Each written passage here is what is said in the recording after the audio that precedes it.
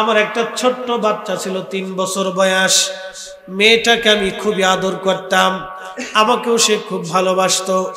আমাকে ছাড়া আমার মেয়েটা কখনো থাকতো না। আমি যখন রাত্রিবেলা, বরাতের রাত্রিবেলা মদপান করতেছিলাম, কোন বর্ণনা আসছে কদরের রাত্রিবেলা, সেটা কদরের রাত্রি ধরেন। একটা মানুষ যদি কদরের রাত্রিবেলা মদ খায় তাহলে বুঝেন সেই লোকটা কত বড় নিকৃষ্ট ছিল। তার মানে তার অন্তরে মুসলমানিত্ব বলে কিছুই ছিল না। কথা বলেন ঠিক কিনা? আমি মদপান করতেছি কদরের রাত্রিবেলা, এমন সময় মেয়েটা আমার কাছে এসে মদের ছোট ছোট গ্লাসগুলি আমার সামনে থেকে ফেলে ফেলে দিতে লাগলো। ছোট্ট হাত দিয়ে যখন মদের গ্লাস ফেলে দেয় তখন আমার কাছে খুবই আনন্দ লাগতেছিল, ভালো লাগতেছিল। পরের বছরে আমি আবার ওই কদরের রাত্রিবেলা মদ পান করতেছি বা বরাতের রাত্রি মদ পান করতেছিলাম। এমন সময় আমার হৃদয় ডুকরায় কেঁদে উঠলো, আমি কাঁদতে লাগলাম। হৃদয় আমার ডুকরিয়ে কেঁদে উঠছে, আমি কাঁদতে লাগলাম। কদরের রাত্রিবেলা আমি কাঁদতেছিলাম। তখন ওই দিন আমার সামনে আমার সেই মেয়েটা নাই, মেয়েটা মারা গিয়েছে। আমি মেয়েটার শোকে ওই দিন রাত্রিবেলা মদ পান করে কেঁদে কেঁদে ঘুমিয়ে পড়লাম। স্বপ্নের মধ্যে দেখি বিরাট বড় হাসরের মাঠ কায়েম হয়ে গেছে। এত বিরাট হাসরের মাঠ কায়েম হলো, কোটি কোটি মানব জাতি পাগলের মতো ছুটাছুটি করতেছে। চারপাশে লেলিহান শিখা আগুন, শুধু কান্না কাটে, বিরাট বড় আওয়াজ। এমন সময় দেখি একটা সাপ আমার পিছনে বড় বড় হা করে, বিরাট বড় অজগর সাপ, কপালের মধ্যে তিলক খণ্ড, এতই মারাত্মক, আমার দিকে দৌড়ে আসতেছে কামড়ানোর জন্য। ওই সাপ থেকে বাঁচার জন্য আমি মালিক ইবনে দিনার দ্রুত গতিতে হাসরের মাঠ দিয়ে দৌড়াইতে লাগলাম। দেখি কোথাও কোনো আশ্রয় আমি পাই কিনা। দ্রুত গতিতে দৌড়াইতেছি পাগলের মতো বাঁচার জন্য। এমন সময় দেখলাম হাসরের মাঠের এক কোণে এক বৃদ্ধ বসে আছে। তার সুন্দর চেহারা, কাপড় চোপড়ও খুবই সুন্দর, কিন্তু লোকটা বৃদ্ধ। আমি বৃদ্ধের কাছে যা বললাম, বৃদ্ধ গো, এই বিরাট বড় সাপ আমার দাবড়াচ্ছে কামড়ানোর জন্য, আপনি আমাদের সাহায্য করেন। বৃদ্ধ ডাক দিয়ে বলল, মালিক ইবনে দিনার, এই সাপ থেকে সাহায্য করার মতো কোনো শক্তি আমার হাতে নাই, তুমি অন্য কোথাও সাহায্যের জন্য চলে যাও। মালিক ইবনে দিনার বলেন, আমি আবার দৌড়াইতে লাগলাম। প্রচন্ড বিরাট বড় হাসরের মাঠ, চারপাশে লেলিহান শিখা আগুন প্রজ্বলিত। আমি দৌড়াচ্ছি, এমন সময় দেখলাম বিরাট বড় আলিশান একটা প্রাসাদ দেখা যায়। অনেক বড় একটা প্রাসাদ। এই বিরাট বড় প্রাসাদ দেখে প্রাসাদের দিকে দৌড়ায় যাচ্ছি। দেখলাম এই প্রাসাদের মধ্যে ছোট ছোট গিলমান বাচ্চারা খেলাধুলা করে, খুবই জান্নাতি পরিবেশ। মালিক ইবনে দিনার বলেন, দুনিয়ার মানুষে আমি দ্রুতই প্রাসাদের কাছে গেলাম। প্রাসাদের কাছে যাইয়া আমি যখন আশ্রয়ের জন্য প্রাসাদের দিকে যাই, তখন একজন ফেরেশতা ডাক দিয়ে বলতেছে, শোনো গো, একজন আল্লাহর বান্দা বিপদে পড়ে আমাদের প্রাসাদের দিকে আসতেছে, মনে হয় তার কোনো আমানত এই প্রাসাদের মধ্যে আছে। এই কথা বলার পরে সে দরওয়াজা খুলে দিল। আমি প্রাসাদের মধ্যে ঢুকলাম। এমন সময় দেখি ছোট ছোট বাচ্চারা আমার সাহায্যের জন্য দৌড়ে আসছে। দেখি আমার সেই ছোট্ট মেয়েটি আমার সামনে দৌড়ে এসে ওই সর্পটাকে ধরতে গেল, সাপটা পালিয়ে চলে গেল। আমি ওই প্রাসাদের মধ্যে বসে পড়লাম, আমার মেয়েটা আমার কোলের মধ্যে বসে গেল। জোরে বলেন মারহাবা।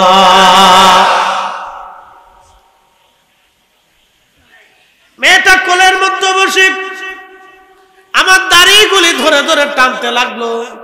ছোট্ট বাচ্চারা যেমন বাবা মায়ের বাবার দাড়ি থাকলে অথবা দাদার নানার দাড়ি থাকলে দেখবেন বাচ্চারা দাড়ি ধরে ধরে টানে। ঠিক আমার দাড়ি ধরে ধরে টানতে লাগলো আর বলতেছিল, আব্বু এখনো কি সময় হয় নাই তওবা করে আল্লাহর দিকে ফিরে আসবা? এখনো কি সময় হয় নাই তওবা করে তুমি আল্লাহর দিকে ফিরে আসবা? আল্লাহর দিকে তুমি ফিরে আসবা। আব্বাজান তুমি তওবা করে এখন আল্লাহর দিকে ফিরে আসো, তওবা করে তুমি আল্লাহর দিকে ফিরে আসো। আমি মেয়েটিকে ডেকে বললাম, মা রে, এই বিরাট বড় হাসরের মাঠ, ওই সাপটাকে আমাকে এত তাড়া করে হাসরের মাঠ ভরে ঘুরে বেড়াইলো। আল্লাহর বান্দি ছোট্ট মেয়েটি ডাক দেয় বলে, আব্বাজান ওই সাপটা ছিল আপনার জীবনের বদ আমল। আপনি জীবনে যত খারাপ আমল করেছেন, আল্লাহ ওই খারাপ আমলগুলিকে আজকে সর্প আকৃতি দিয়া আপনাকে তাড়া করেছিল কামড়ানোর জন্য। আব্বাজান ওই সাপটা যদি আজ আপনাকে ধরতে পারত তাহলে আপনি ধ্বংস হয়ে যাইতেন। বলে, মা ওই হাসরের মাঠে একটা বৃদ্ধর কাছে গেলাম, ওই বৃদ্ধটাকে তাকে তো চিনলাম না। বলে, আব্বাজান ওই বৃদ্ধ হল আপনার নেক আমল, আপনি আপনার নেক আমলকে দুর্বল করে রাখছেন বিদায় আজকে আপনার নেক আমল কোনো কাজে লাগে নাই। বলে, মা রে, এই প্রাসাদ কিসের প্রাসাদ? বলে, আব্বাজান এই প্রাসাদটা হলো আল্লাহর জান্নাতের বানানো। ছোট ছোট বাচ্চারা মায়ের কোল বাবার কোল খালি করে যারা আল্লাহর ডাকে কিয়ামতের মাঠে চলে আসে, হাসরের ময়দানে চলে আসে, পরপরে যে বাচ্চারা চলে আসে, ওই বাচ্চাদেরকে আমার আল্লাহ রাব্বুল আলামিন এই জান্নাতের ভিতরে রাখে। আর এই বাচ্চারা কিয়ামতের ময়দানে পিতা মাতার সুপারিশ কইরা আল্লাহর জান্নাতে নিয়ে চলে যাবে। আর একটু জোরে বলেন। বাচ্চা কাচ্চা কারো যদি মারা যায়, অনেক মহিলারা ধৈর্য ধরতে পারে না, খুব কান্নাকাটি করে সুসিরে পাগলামি করে। আল্লাহ রাসূল বলেন, আমার উম্মত তুমি যদি এই সময় ধৈর্য ধারণ করো আর বলো, হে রব আপনি সন্তান দিয়েছেন, আবার আপনার ইচ্ছায় নিয়ে চলে গেছেন, যদি আল্লাহর উপরে বান্দা সন্তুষ্ট থাকে তাহলে ওই সন্তানটা কিয়ামতের ময়দানে তার নাজাতের সুপারিশের কারণ হয়ে যায়। মালিক ইবনে দিনার ডেকে বলতেছে, মা এই বাচ্চাগুলি কি তারা? বলে, আব্বাজান এই বাচ্চাগুলি তারা যারা ছোট্টকালে মায়ের কোল খালি করে চলে আসে। আব্বাজান আজকে সেই জন্য আমার ভয়ে সাপটা পালিয়ে চলে গেল, আর আপনাকে প্রাসাদের মধ্যে আমি আশ্রয় দিতে পেরেছি। আব্বা গো, এখনো কি সময় হয় নাই তুমি আল্লাহর পথে ফিরে চলে আসবা? মালিক ইবনে দিনার বললেন, ঘুম আমার ভেঙে গেল। স্বপ্ন ভেঙে যাওয়ার সঙ্গে সঙ্গে আমি তওবা করে আমার সমস্ত সম্পদগুলি আল্লাহর রাস্তায় দান করে দিয়া আমি আল্লাহর পথে ভিখারি বেশে বের হয়ে গেলাম আল্লাহ পাওয়ার জন্য। একবার জোরে বলা যাবে কি মারহাবা? তুমি রহমান, তুমি মেহেরবান, বলেন তুমি রহমান, তুমি মেহেরবান। অন্ধ গাহে না শুধু তোমারি গুণগান, অন্ধ গাহে না শুধু তোমারি গুণগান, বুঝেও বুঝে না তবু শান। তুমি রহমান, তুমি মেহেরবান, বলেন তুমি রহমান, তুমি।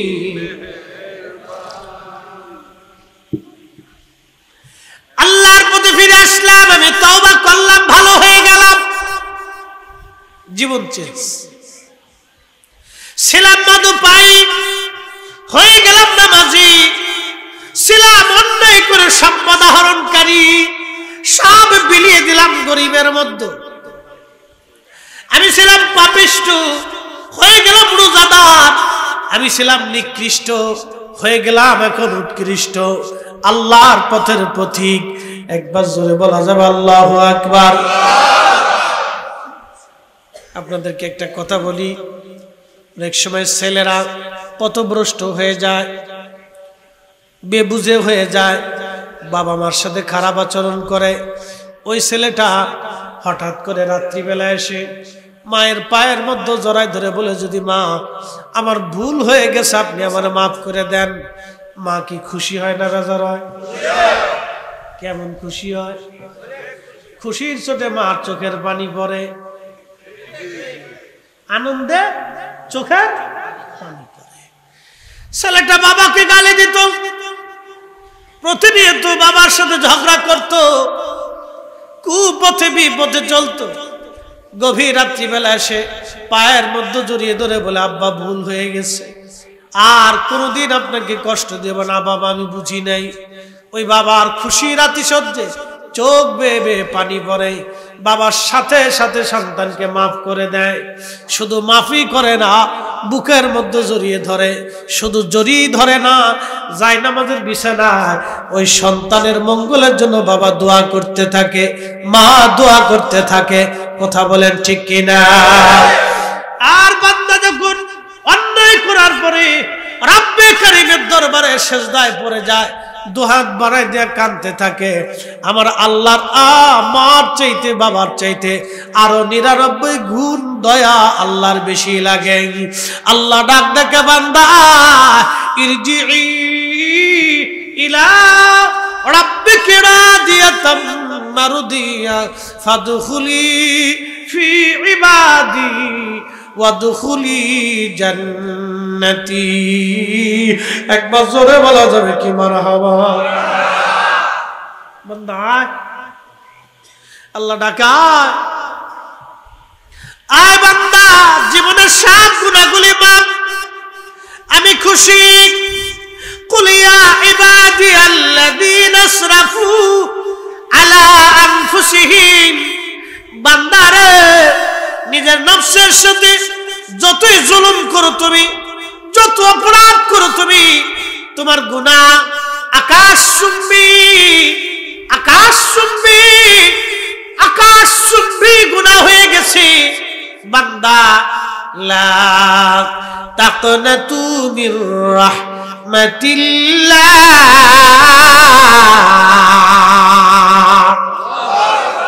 আমার রহমত থেকে তুমি নিরাশ হইও না, আমার রহমত থেকে নিরাশ হইও না তুমি, আমার রহমত থেকে তুমি নিরাশ হইও না, আমার রহমত থেকে তুমি নিরাশ হইও না। ও বান্দারে, তোমার যত গুনাহ আছে আমি আল্লাহ ক্ষমা করে দিব, জীবনের কোনো গুনাহ আমি আল্লাহর তোমার বাকি রাখবো না। একবার আওয়াজ তুলে বলা যাবে কি মারহাবা?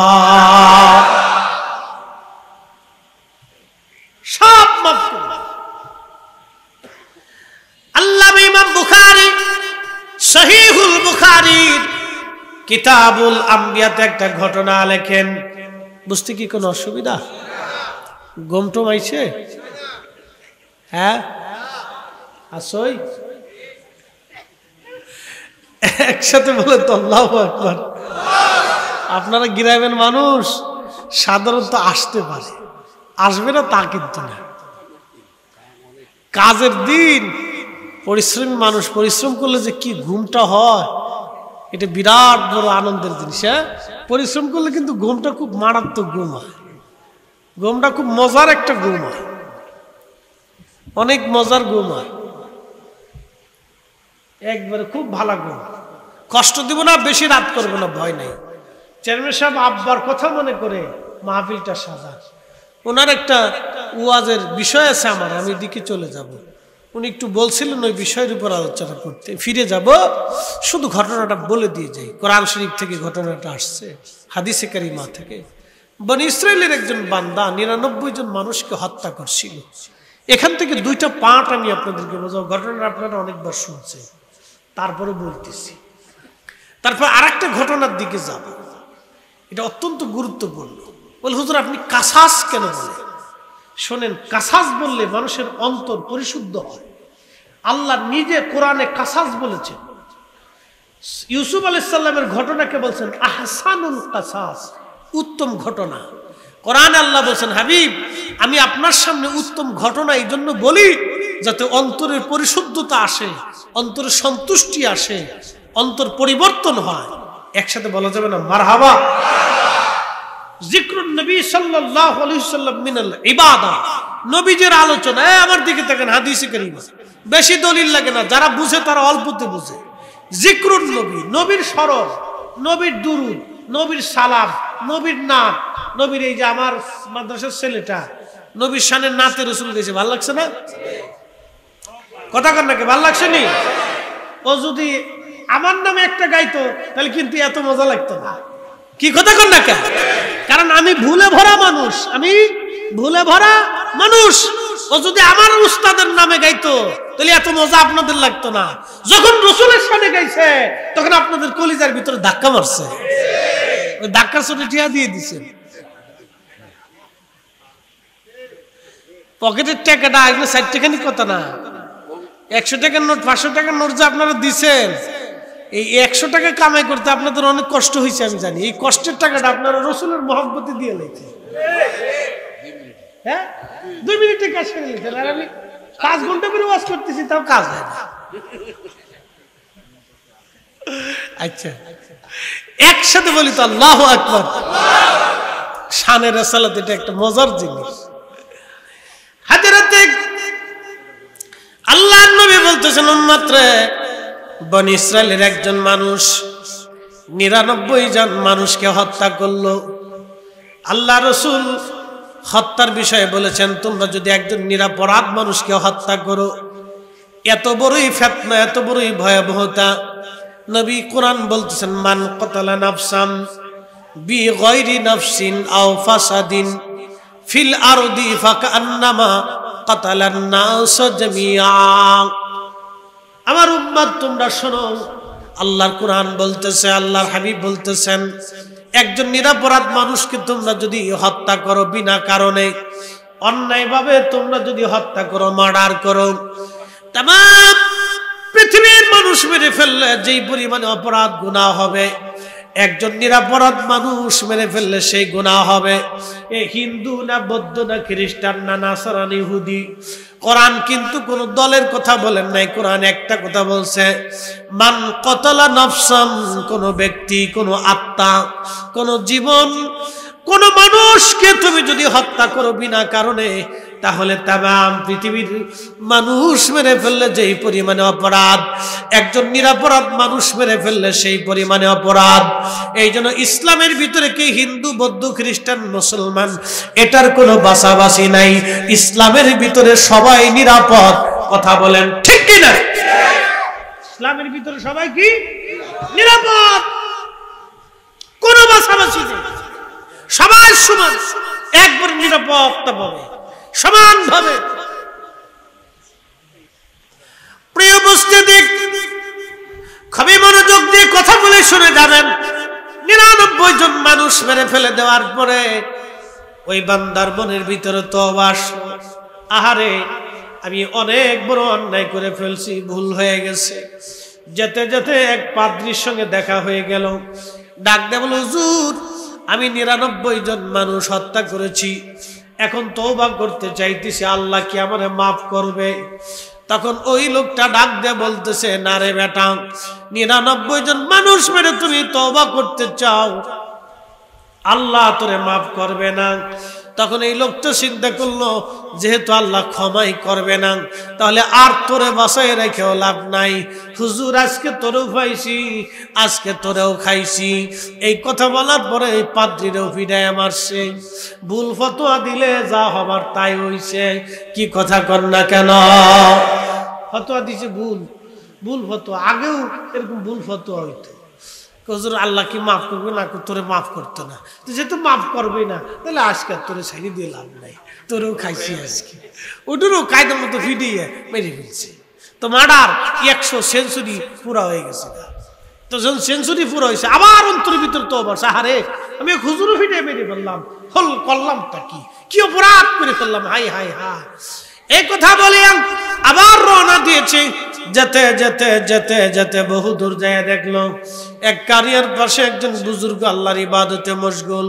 সালাম দেব, হুজুর জীবনে 100টা নিরপরাধ মানুষকে আমি মেরে ফেললাম, শেষ পর্যন্ত একজন পাদ্রীকে আমি নিরপরাধ তাকেও মেরে ফেললাম, আল্লাহ কি আমার জীবনের গুনাহ মাফ করবেনি? বলে হ্যাঁ, আল্লাহ তোমার জীবনের গুনাহ মাফ করে দিবে।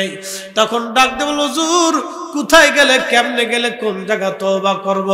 তখন ওই পাদ্রী ওই হুজুর ডাক দিয়ে বলতেছে, তুমি ওই কারিয়ার ভিতরে চলে যাও, ওই গ্রামে চলে যাও, ওইখানে আল্লাহর কিছু আবেদ এবং জাহিদ, আল্লাহর কিছু বুজুর্গ ওলি বান্দা আছে, ওই ওলিদের মজলিসে বৈশা তুমি তওবা করো, আমার আল্লাহ কবুল করে নেবেন। চিৎকার মেরে জোরে বলেন মারহাবা।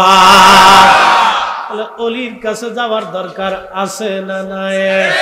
শিক্ষা কি আমাদের না আল্লাহর? শিক্ষা কি শুধু আমাদের না আল্লাহ রাসূলের? যারা ওলির দরগায়, ওলির জিয়ারতে, ওলির মাজারে যাইতে নিষেধাজ্ঞা দেয়, শিরক আর বেদাতের ফতোয়া দেয়, আমাদের আর বোঝানো বাকি নেই তারা ইসরায়েলি পোনা। প্রিয় মুসলমান, এগুলি আমাদের বোঝা দরকার। আল্লাহর নবী ডাক দিয়ে বলতেছে, ওই লোকটা ওই বুজুর্গ থেকে দৌড় দিয়া ওই কারিয়ার দিকে রওনা করেছে তওবা করার জন্য। পথের মধ্যে আসার সাথে সাথে কুল ইন্নাল মাউতাল্লাযী তাফিরুনা মিনহু ফাইন্নাহু মুলাকীকুম, মরণ তার সাথে মুলাকাত করে ফেলল, আজরাইল তার সাথে মুলাকাত করল। একদিন মাটির ভিতরে হবে ঘর রে মন আমার, কেন বন্ধ দালান ঘর মন আমার, কেন বন্ধ দালান ঘর। আজরাইল এসে গেল, মৃত্যুর ঠিকানা তার, মরণের সময় ঘনিয়ে গেছে, আর বাঁচার সুযোগ নাই। আজরাইল জান কবর শুরু হলো। বলেন সময় শেষ হয়ে গেলে 1 সেকেন্ড কি দুনিয়াতে থাকার আর কোনো রাস্তা আছে? وَلَنْ يُؤَخِّرَ اللَّهُ نَفْسًا إِذَا جَاءَ أَجَلُهَا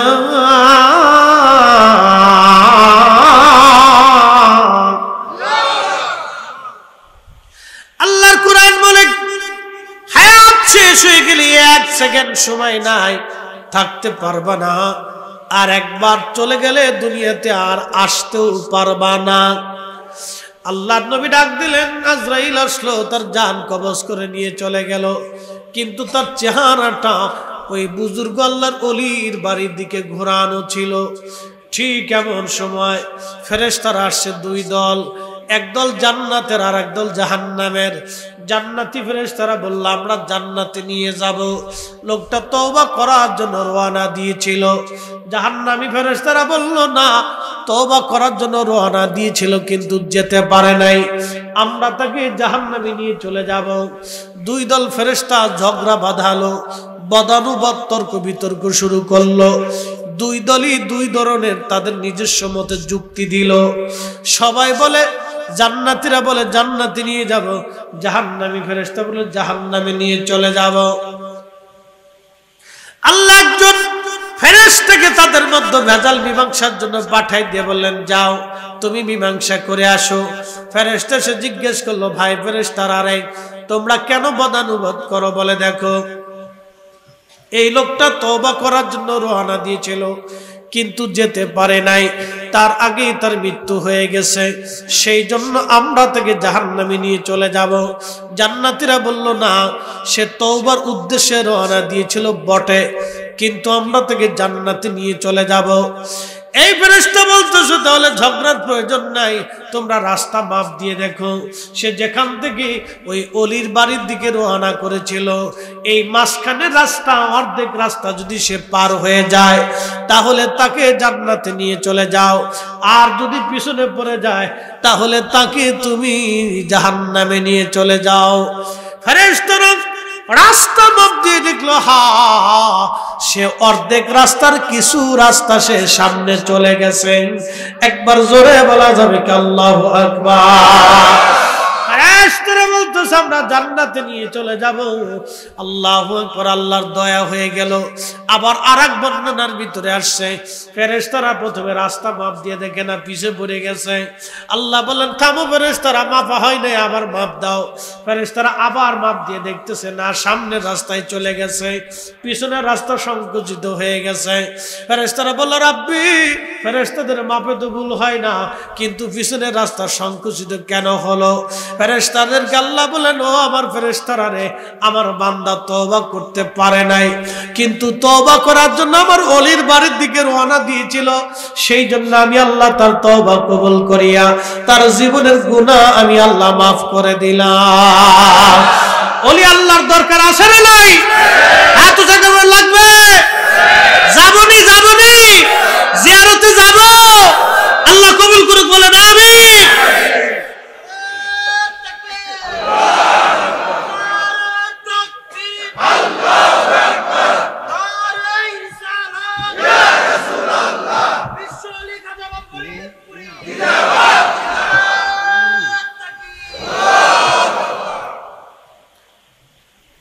হাদিস থেকে আপনারা বুঝে যান আউলিয়া কেরামের গুরুত্ব কত, তাদের সম্মান আল্লাহ কি পরিমাণে দিচ্ছে। জীবনে 100টা মার্ডার, এটা 60খানি অপরাধ। আপনি একজন মানুষকে কেউ যদি হত্যা করে তার চোখ থেকে আল্লাহ ঘুম কেড়ে নেয়। যারা মানুষ হত্যা করে তারা ঘুমাইতে পারে না, তাদের চোখ থেকে আল্লাহ ঘুম কেড়ে নেয়। যারা আপন ভাইকে হত্যা করে তাদের চোখ থেকে ঘুম কেড়ে নেয়। যারা মানুষের সম্পদ হরণ করে আল্লাহ তাদের চোখ থেকে ঘুম কেড়ে নেয়। এই জন্য দেখবেন 1000 কোটি টাকার মালিক ওরা কিন্তু ঘুমাইতে পারে না। তারা ওষুধ খেয়ে, বোতল সার মুড়ি ধুয়ে, ট্যাবলেট খেয়ে তারপরে ঘুমায়। এই কথা কর না, যা হাসা থাকবে না, মিশে গোল বলার কিছু নেই। আল্লাহ চোখ থেকে কি নিয়ে যায়? ঘুম নিয়ে যায়। এই আনন্দটা, এই বিশ্রামটা আল্লাহ চোখ থেকে উঠাই নিয়ে যায়, ঘুমাইতে পারে, ঘুম আসে না। এত বড় অপরাধী যদি তওবার উদ্দেশ্যে আউলিয়া কেরামের মহব্বতে আল্লাহর ওলির বাড়ির দিকে যাওয়ার জন্য, তওবার উদ্দেশ্যে যাওয়ার জন্য যদি আল্লাহ মাফ করে দেয়, আমরা মাফ পাবো না? কথা কন না কেন? ওই যুগের মুসলমানের চেয়ে এই যুগের মুসলমানের ইজ্জত বেশি। কথা ঠিক কিনা? ও যুগের ওলিদের চাইতে এই যুগের ওলিদের 70 গুণ মর্যাদা বেশি। অন্য নবীর উম্মতের চাইতে এই নবীর উম্মতের 70 গুণ মর্যাদা বেশি। অন্য নবীর ওলির চাইতে এই উম্মতের ওলির 70 গুণ মর্যাদা বেশি। যদি তাই হয় তাহলে আমাদের জীবনের গুনাহ মাফ হবে। ওলির জিয়ারতে ঘন ঘন যাইতে হবে। কথা কোন ঠিক কিনা? কার্বন্য করেন না, অনেক সময় তো বুঝেন না আপনারা। বেশি বেশি যাবেন জিয়ারতে। সিলেট যাবেন শাহজালাল, যান। খাজা বাবা আজমিরের কাছে যাবেন, যান। যত বেশি পারেন তত ওলিদের জিয়ারতে যাবেন। যেখানে যাবেন বেড়াইতে, যদি ওলির মাজার পান তো সেখানে জিয়ারতে যাবেন, দোয়া করবেন, বসে থাকবেন, আল্লাহ জীবনের গুনাহ মাফ করবেন। আর একটু জোরে বলা যাবে না আল্লাহু আকবার? জিয়ারতের দরকার আসেনি? কথা কন না কেন? আসেনি? যাবনি ইনশাআল্লাহ, আল্লাহ কবুল করুক, বলে না আমিন। একটু দূরে শুয়ে পড়ে আল্লাহুম্মা সাল্লি আলা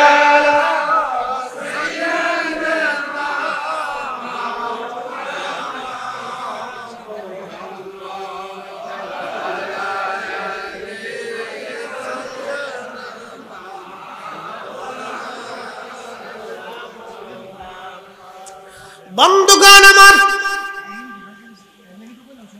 খুবই মনোযোগ দিয়ে শুনিয়া যান। আল্লাহ রাব্বুল আলামিন এই বান্দারে মাফ করে দিলেন। এখন শুনেন, হযরত মালিক ইবনে দিনার রাহমাতুল্লাহ আলাইহির কথা বলছিলাম। আর একটা কথা আপনাদেরকে ঘটনা শোনাই যাই। মালিক ইবনে দিনার প্রত্যেক বছরে হজে যাইতেন। আহা, এবছর হাজিরা হজের উদ্দেশ্যে রওনা হয়ে গেছে সারা পৃথিবী থেকে। দোয়া করবেন আমার 30 তারিখ অথবা 1 তারিখ আমার ফ্লাইট, যেন আল্লাহ কবুল করেন। কারণ সবার নসিবে বাবা হজ হয় না। বহু মানুষ আছে হজের আগেই কবরে চলে যায়, আবার অনেকে যাইতে চাও হয় না। 2 দিন আগে আমার এক মুসল্লি গত জুমার বয়ান শেষ করে নামাজ পড়ে বের হলাম। ওই মুসল্লি আমার হাতটা ধরে বলেন, হুজুর আমার জীবনে অনেক বড় একটা ভুল হয়ে গেছে। আমি বললাম কি? বলে একটা সময় আমার অনেক সামর্থ্য ছিল, আমার অনেক ব্যবসা ছিল, অনেক টাকা করি ছিল। ওই সময় হজ করব করে হজ করি নাই, কিন্তু এখন আর হজের আমার সামর্থ্য নাই, অর্থবিত্ত নাই। হুজুর আমি কি করব এখন? আল্লাহ কি আমার মাফ করবে কি না? আমি বললাম আল্লাহ তো দয়ার সাগর, তিনি তো ক্ষমা করার জন্যই বসে আছেন। তেনার দরবারে ইখলাসের সাথে মাফ চাইলে আল্লাহ মাফ করবে। বলে হুজুর আমার তো এখন আর কোনো সামর্থ্য নেই, আমি কি করব? আমি বললাম রব্বে কারিমের দরবারে ক্ষমা চাইতে থাকেন আর সামর্থ্য চাইতে থাকেন। যদি আল্লাহ দয়া করে তো আল্লাহ আপনাকে কাবার মেহমান হিসেবে কবুল করে নেবে। এই জন্য হজের সামর্থ্য আসার সঙ্গে সঙ্গে হজ আদায় করে নিতে হয়। এটা হলো বুদ্ধিমানের কাজ। খুব মনোযোগ দিবেন।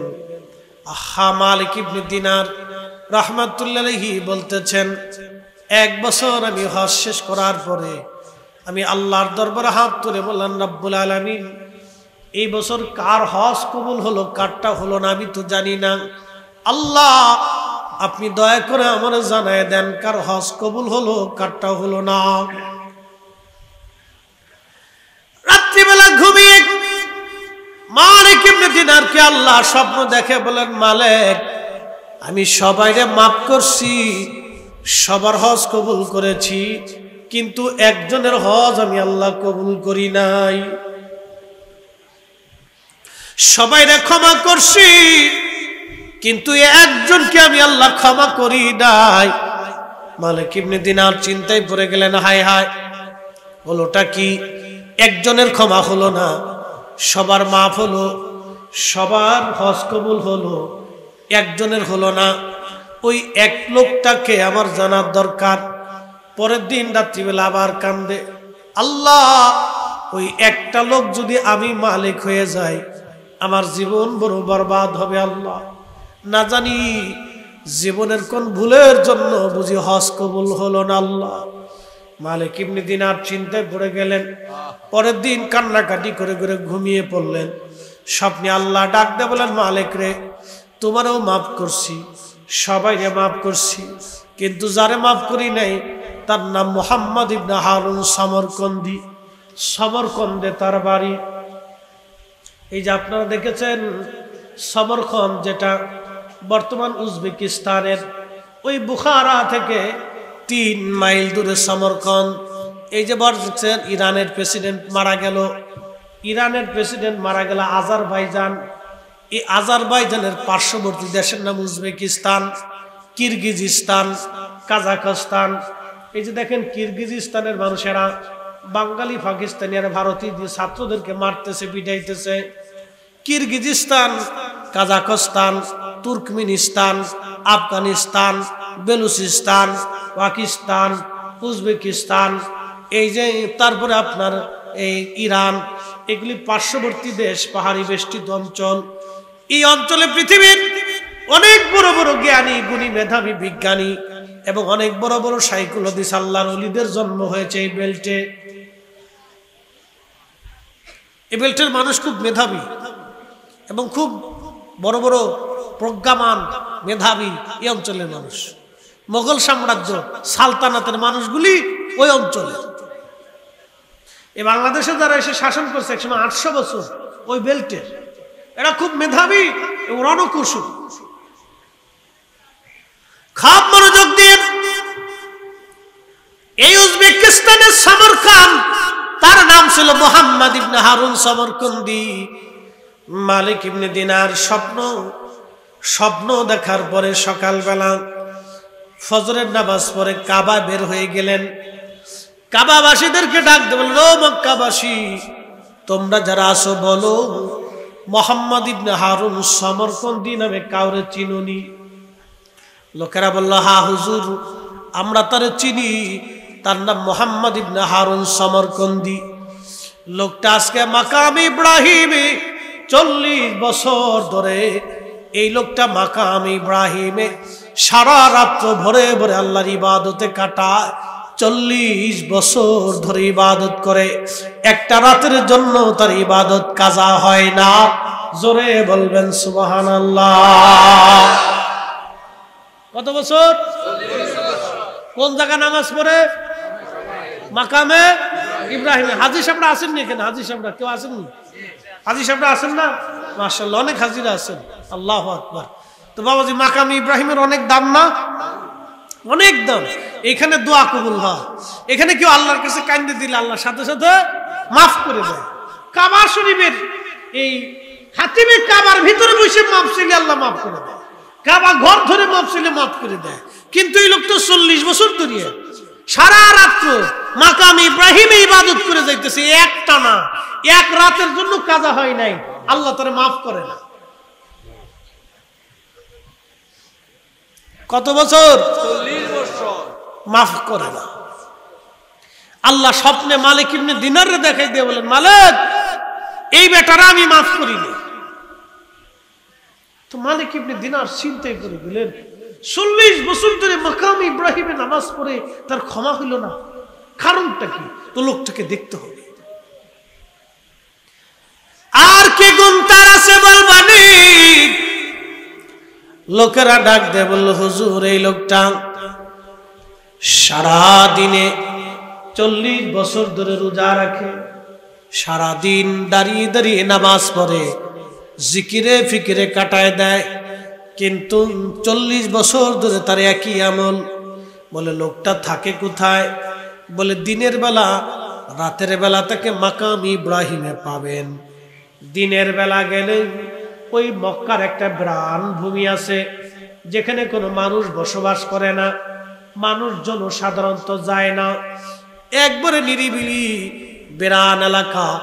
এখানে একটা গাছ আছে, এই গাছের নিচে ছায়ার মধ্যে দাঁড়ায় দাঁড়ায় সারাদিন আল্লাহর ইবাদতে কাটায় দেয়। মালিক ইবনে দিনার বললেন, আমি হেঁটে হেঁটে মক্কার বিরান ভূমিতে গেলাম, যাওয়ার পরে দেখি একজন আল্লাহর বান্দা ওই গাছের নিচে ছায়ায় দাঁড়িয়ে দাঁড়িয়ে নামাজ পড়তেছে। তার ডান হাত কাটা আছে, ডান হাতটা তার কাটা। ওই অবস্থায় সে নামাজ পড়ে গাছের নিচে। আমি আস্তে করে যাই সালাম দিলাম, সালাম দিয়ে আমি পাশে বসে গেলাম। সে নামাজ ধীর স্থির ভাবে নামাজ পড়তে লাগলো।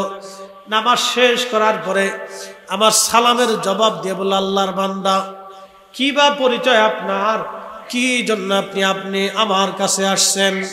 এই বিরান ভূমিতে সাধারণত কেউ আমার কাছে আসে না, আপনি কেন এই বিরান ভূমিতে আপনি আমার কাছে আসছেন? তখন আমি ডাক দিয়ে বললাম, আল্লাহর বান্দা, তোমার নাম কি? মুহাম্মদ ইবনে হারুন সমরকন্দি। বলে, হ্যাঁ, আমার নাম মুহাম্মদ ইবনে হারুন সমরকন্দি। বলে, আপনার পরিচয় কি? বলে, আমার পরিচয় মালিক ইবনে দিনার আল ইরাকি আল বসরি।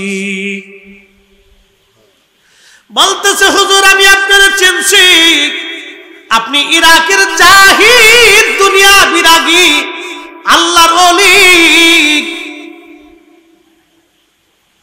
জাহিদ, মুজাহাদা, মুশাহাদা, মুরাকাবা, বুঝে যান। ঘুমায়েন না, আমার দিকে তাকান। আজকে আমার হুজুর কেবলার একটা পরিচয় দিয়ে যাই। মানুষ তো খালি গালিগালাজ করে, বন্ড চন্ড কয়। আজকে একটা পরিচয় দিয়ে যাই। মুরাকাবা, মুশাহাদা, মুজাহাদা। দুনিয়াতে কেউ কুতুব হবে, কেউ আব্দাল হবে, কেউ জাহিদ হবে। জাহিদ কারা? যারা দুনিয়া বিরাগী। দুনিয়া বিরাগী বুঝছেন? দুনিয়াতে তাদের নামে কোনো সম্পদ নাই। আমার হুজুরের জীবনের কোন ব্যাংকের অ্যাকাউন্ট আপনি খুঁজে পাবেন না। আসতে করলেন, জোরে বলেন না, সবাই 100 টাকা জমি উনার নামে পাবেন না। এই কথা কোন জোরে বলে। বাপের ভিটাতে আছে নাই? বাপের ভিটাতে নাই, ওনার পরের দরবারে কথা কোন না কেন আসেনি? বাপের ভিটাতে আছে, ওটা আগে ওনার পীর মুর্শিদ আগে বিক্রি করেছে, করে আসো। দেখে জাহিদ বলা হয়, সবাই ভরে না। এই ওয়াজের মঞ্চে এসে লাভ ঠাপ বহুত করা যায়, কিন্তু এই আমল করা যায় না। এই আমল আমরা বুজুর্গদের সিলসিলাদের ভিতরে, সব ওলিদের ভিতরে ছিল।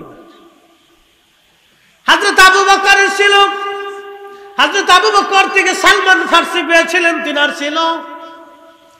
হযরত বাইজিদ বুস্তামির ছিল, হযরতে আবুল হাসান খেরখানের ছিল, আবু আলী ফাহামুদ্দিন তুসির ছিল, খাজা বাকি বিল্লার ছিল, খাজা বাহাউদ্দিন নাকশবন্দ বুখারীর ছিল, মুজাদ্দিদ আল ফুসারির ছিল, শায়েখ আব্দুল হক মুহাদ্দিস হযরত শেখ আব্দুল আকবর বদির ছিল, আদম বিন নূরের ছিল, শাহ আব্দুল আজিজের ছিল, শাহ আব্দুর রহিম মুহাদ্দিস দেহলভির ছিল, নূর মোহাম্মদ নিজামপুরি ছিল, ফতে আলী রাসূলের নামার ছিল, শাহ সুবু ওয়াজিদ আলী ছিল, খাজা বাবা এনায়েতপুরি ছিল, খাজা বাবা ফরিদপুরি ছিল। সব ওলিদের দুনিয়া বিরাগী ছিল। কথা বলেন ঠিক কিনা? এটার নাম জাহিদ, জাহিদ, জাহিদ, মুজাহাদা, মুজাহাদা। 100 টাকা জমিন নিজের নামে রাইখে যান নাই, দুনিয়ার ভেজাল কান্দে করে হাসরের মাঠে যান নাই। কথা কম, দুনিয়ার ঝামেলা কাঁধে করে হাসরের মাঠে যান নাই। এই আমল ছিল হযরতে সালমান ফারসি রাদিয়াল্লাহু আনহু। উনি ইন্তেকাল করার সময় উনার সিলসিলা, উনার থেকে কিন্তু আমাদের সিলসিলা, আবু বকর থেকে সালমান ফারসি রাদিয়াল্লাহু আনহু। একসাথে বলবেন না মারহাবা। আবু বকর সিদ্দিক থেকে সালমান ফারসি রাদিয়াল্লাহু আনহু। মনে রাখেন আমাদের সিলসিলা। আল্লাহর নবী থেকে আবু বকর, তিনিও দুনিয়া থেকে যাওয়ার আগে সব কিছুকে খাতিম করে গিয়েছিলেন। ওনার পরে সালমান ফারসি রাদিয়াল্লাহু আনহু দুনিয়া থেকে যাওয়ার আগে খাতিম করে গিয়েছিলেন। একসাথে বলবেন আল্লাহু আকবার। সিলসিলা বোঝা লাগবে। খালি যাই খালি পান খান আর চা খেয়ে ঘুরে চলে আসবেন, তা হবে না। কি দাদা? তা হবে না। নতুন যারা আছে শিখতে হবে, পুরাতনরা চলে যাচ্ছে, তাদের অনেক ত্যাগ আছে। নতুন যারা আছেন তারা বুঝে নেন, এগুলো আমাদের জানার দরকার। আবু বকর সিদ্দিক থেকে হযরত সালমান ফারসি, নবীজি ছিলেন দুনিয়ার থেকে যাওয়ার আগে সব খাতিম করেছেন। দুনিয়ার কোনো ভেজাল কাঁধে করে আল্লাহর দরজায় যান নাই। সব কিছু রাহে লিল্লাহ, ফি সাবিলিল্লাহ। কুল ইন্না সালাতি ওয়া নুসুকি ওয়া মাহইয়ায়া ওয়া মামাতি লিল্লাহি রাব্বিল আলামিন। আল্লাহর জন্য সব কিছু ত্যাগ করে দিয়ে চলে গেছে। আমরা আয়াত পড়ি কিন্তু নিজেরা আমল করি না। এই কথা কন না কেন? আমার লাভ দেখে বেদাত, শিরিক, লাফায় লাফায় খালি গুদে কিমটি থেকে আমরা খালি লাফাইতে থাকি। এত লাফান কে?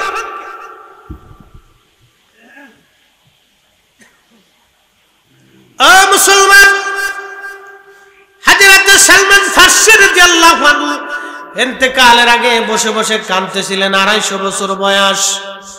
কত বছর? 250 বছর বয়স। কত বছর? আহা, আসেন এরকম দু একজন। হ্যাঁ, আর জিন জাতির হায়াত বেশি। কোন কোন জিনের 5000 6000 বছর হায়াত, 2000 3000 বছর হায়াত আছে জিনদের হায়াত বেশি। আর আগের যুগের জিন যারা ছিল তাদের 50,000 60,000 বছর হায়াত ছিল। হ্যাঁ, কারণ 1 লক্ষ বছর হায়াতে গেছে, এরকম জিনও ছিল। তো জিনদের খুব মারাত্মক হিসাব, খুব জটিল হিসাব।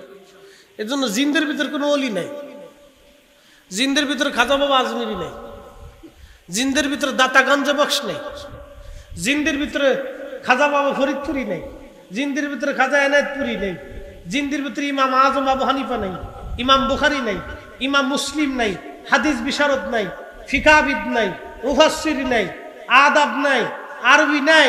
জিনদের ভিতরে বড় মুহাদ্দিস নাই, জিনদের ভিতরে জাহিদ নাই, জিনদের ভিতরে কুতুব নাই, আবদাল নাই, মুজাদ্দিদ নাই, কিচ্ছু নেই। জিন জাতির সাথে আল্লাহর প্রেম হয় নাই। আগুনের তৈরি, ওরা উগ্র। এই যে মানব জাতির ভিতরে যারা উগ্র তারা আল্লাহ পায় না। আমার দিকে তাকাবেন, ভালো করে বুঝে যাবেন। জিন মানব জাতির ভিতরে যারা উগ্র, বেশি জালালি মেজাজ দেখায়, এরা আল্লাহ পায় না।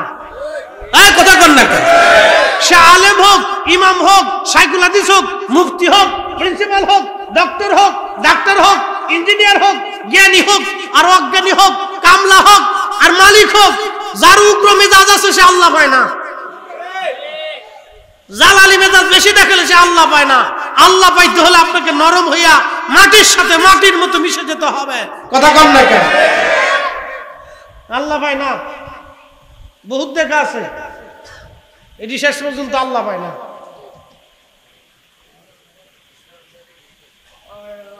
কথা বুঝতে অসুবিধা হইতেছে আপনাদের?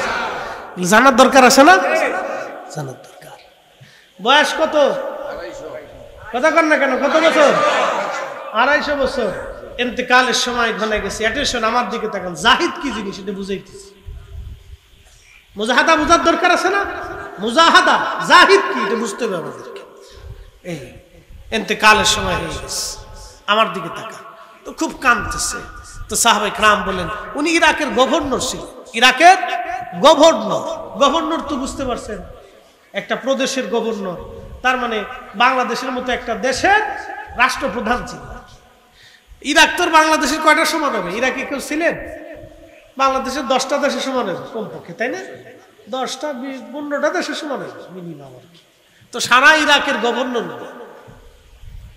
মাসে বেতন ছিল 6000 দিনার। তৎকালীন সময় কত হাজার টাকা, কিন্তু কম পাইতেন না। 6000 দিনার ছিল বেতন। যেই দিন পাইতেন পরের দিন সব আল্লাহ রাস্তায় গরিব মানুষ আসতো, সব গরিব মানুষের মাঝে বন্টন করে দিতেন। আরো জোরে জোরে কন, জোরে। হ্যাঁ, চেয়ারম্যান সাহেব কিছু হুজুর আজকে গরুর গোশত গরিব মানুষের দাওয়াত করে খাওয়াছে, খুব ভালো কাম করছে, একবারে ভালো কাজ করছে। এটা গরিব মানুষের কি কথা কর না? আমার দিকে তাকান। তুমি ইন্তেকালের সময় কাঁদতেছে। লোকেরা বলল, হুজুর কাঁদেন কেন? আল্লাহ রাসূলের প্রিয় সাহাবী আপনি, আল্লাহর নবী আপনার কত আদর করছে। হযরত সালমান ফারসি চোখের পানি ছেড়ে দিয়ে কেঁদে বলে, সাহাবীরা রে, আমি ভয়ে ভয়ে কাঁদতেছি। বলে, ভয় কি? আমি কিয়ামতের ময়দানে ওই পরপারে রূহের জগতে, নূরের জগতে আমি আমার রাসূলের সামনে কোন মুখ নিয়ে সামনে দাঁড়াবো? আমি আমার নবীর সামনে কোন চেহারা নিয়ে দাঁড়াবো? বলে, কেন? বলে, আমার নবী দুনিয়ার থেকে যাওয়ার আগে সমস্ত সম্পদগুলি আল্লাহ রাস্তায় সব বিলীন করে দিয়ে গেছে। আমার কাছে কত সম্পদ আজকে জমা হয়ে গেল। বলে, কি সম্পদ জমা হয়েছে? আমার দিকে তাকাবেন। বলে, কি সম্পদ আপনার জমা হয়েছে? বলে, একটা পাগড়ি 1 নম্বর, 2 নম্বর আমার একটা জুব্বা, 3 নম্বর আমার একটা লুঙ্গি, 4 নম্বর আমার একটা আবা। আবা চিনছেন আপনারা? জুব্বার উপরে যেগুলি আমরা গায়ে দেই, আরাবিয়ানরা গায়ে দেয়, এটা ওদের জাতীয় পোশাক। আজকে দেখবেন আরাবিয়ানরা তাদের জাতীয় পোশাক ছাড়ে নাই, ওরা এখনো আবা গায়ে দেয় ছেলেরা, জুব্বা গায়ে দেয় ছেলেরা। হাজার হাজার কোটি টাকার মালিক, তাদের ছেলেরা জুব্বা গায়ে দেয়। আর আমার দেশের বুলাপান একটু ফুটনগিরি হইলে হাফ প্যান্ট পইরা লেংটু করে রাস্তা দিয়ে আডে। সব বিয়াদব। কথা কন না কে? বাপের 2 পয়সার মালিক হইলে হাফ প্যান্ট পরে রাস্তা দিয়ে, ওরে বাপ রে বাপ, ইস, মানে ভুলা করে ভুলা শয়তান কোথাকার।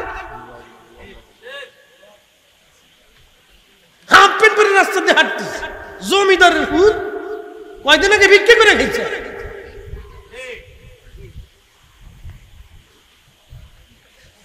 আমরা আমাদের ইতিহাস ঐতিহ্য ভুলে যাচ্ছি। সংস্কৃতিকে পর্যন্ত আমরা বিসর্জন দিলাম। আমাদের জাতীয় পোশাকের নাম লুঙ্গি। কথা কর না? মালয়েশিয়া কারা থাকেন দেখেন তো, মালয়েশিয়া হাত উঠছেন তো। মালয়েশিয়া যারা চাকরি করছেন না, ওদের জাতীয় পোশাক ছাইড়ে দিছে। হ্যাঁ, অথচ যায় দেখেন ওদের ছেলেমেয়েরা বাপেরা কোটি কোটি টাকার মালিক। বাংলাদেশের 2 সাইডে 1000 কোটি টাকার মালিক ওরা কিনতে পারে। কি কথা কর না? বাংলাদেশের বসুন্ধরা গ্রুপ, ওদের 2 সাইডে ওই মালয়েশিয়ান ধনীরা কিনতে পারে, তাদের ছেলেরা তাদের জাতীয় পোশাক পরে রাস্তায় হাঁটে, আর আমার দেশে খালি হুটেনগিরি। প্রিয় মুসলমান, আরাবিয়ানরা সবসময় জুব্বা গায়ে দেয়, ওদের ছোট ছোট বাচ্চারা পর্যন্ত জুব্বা গায়ে দেয়। খুব মনোযোগ দিয়ে কথা শুনেন। হযরতে সালমান ফারসি রাদিয়াল্লাহু আনহুর গায়ের মধ্যে আবা, 4 নম্বরে আবা, 1 নম্বরে পাগড়ি, 2 নম্বর জুব্বা, 3 নম্বর লুঙ্গি, 4 নম্বরে আবা, 5 নম্বরে হাতের একটা কাঠের লাঠি, 6 নম্বর একটা কাঠের বাসন, 6-7 নম্বর একটা কাঠের পানির পেয়ালা।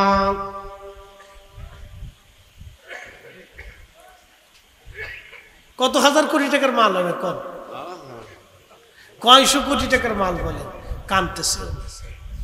হুজুর, এই সামান্য পরিমাণ জমা হয়েছে, তার জন্য আপনি কাঁদতেছেন?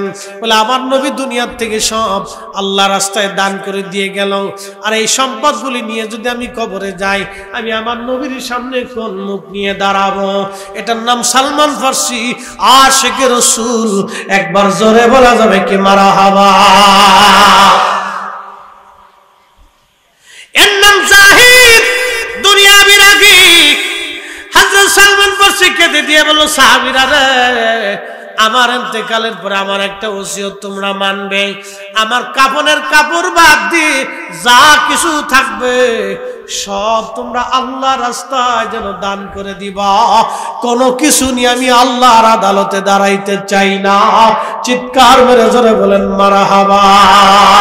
আল্লাহুম্মা সাল্লি আলা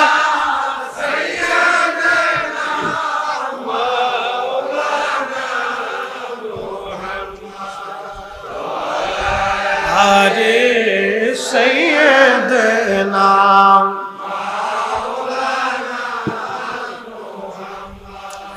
বন্ধু আমার, সালমান ফারসির মুজাহাদাত থেকে চলে আসলাম। এর নাম দুনিয়া বিরাগী। আমার পীর মুর্শিদ যখন জমিদার ছিলেন, সব বিক্রি করাইয়া দাদা হুজুর তারে একবারে নিঃসম্বল বানাইছিলেন। আর আমার পীর যাওয়ার সময় সব রাহে লিল্লাহ আল্লাহর নামে ওয়াকফ করে দিয়ে গেছেন। একটা টাকাও আপনাদের নিজ হাত দিয়ে খরচ করেন নাই, ধরেন নাই, নিজের কাজে ব্যবহার করেন নাই। একবার জোরে বলবেন কি মারহাবা। ওনার কাঁধে উনি কোনো ঝামেলা নিয়ে যান নাই, সব দিয়ে গেছে। এবার যদ্দূর খাবেন তদ্দূর পাবেন। কষ্ট হইতেছে দাদা? ঘুমাইছে? চলবে আরেকটু? চলবে? আধা ঘন্টা চলুক। হ্যাঁ, তাহলে একসাথে বলেন তো আল্লাহু আকবার। হ্যাঁ, চলুক, একটু চলার দরকার আছে না, বেশি নেই, আরেকটু কষ্ট দিন। হ্যাঁ, করা গেল, দরকার আছে। হযরত মালিক ইবনে দিনার মনে আছে না আপনাদের? কোন জায়গা? কোন তো গাছের নিচে। কোন জায়গা? গাছের নিচে। হ্যাঁ, ঘটনাটা শুনে যান, খুব জটিল ঘটনা। আল্লাহু আকবার। ওনার জীবনের বাস্তব। আর লেখছেন আল্লামা ইমাম আবুল ফারাজ ইবনুল জৌজি। আজ থেকে 900 বছর আগের কিতাবের ঘটনা বলতেছে, বানাননি কিচ্ছে না। আর এক মুহাদ্দিসের কিতাব থেকে পড়ে তারপরে বলতেছি, 900 বছর আগের কিতাবের লেখা। হযরত মালিক ইবনে দিনার বলেন, গাছের নিচে জিজ্ঞেস করলাম, আপনি কে? বলে, আমার নাম মুহাম্মদ ইবনে হারুন সামরকন্দি। আপনি কে? মালিক ইবনে দিনার। হুজুর, আমি আপনারে চিনছি, আপনি ইরাকের জাহিদ। ওই যে জাহিদের কথা বলতে যে ওই জায়গা চলে গেছি, ইরাকের জাহিদ। বলে, না, আমি তো জাহিদ হতে পারি নাই। বলে, আল্লাহর বান্দা, আপনার কদম খেদমতে আমি আসছি, দুটি কথা বলার জন্য বলেন। ও আল্লাহর বান্দা, তোমার জন্য একটা দুঃখের সংবাদ নিয়ে আসছি। বলেন হুজুর, কি সংবাদ? বলে, আজকে 2 রাত আল্লাহ আমার স্বপ্ন দেখাইছে, এবছর সবার হজ কবুল হয়েছে, সবাই আল্লাহ মাফ করে দিয়েছে, কিন্তু আল্লাহ তোমারে মাফ করে নাই, তোমার হজ আল্লাহ কবুল করে নাই।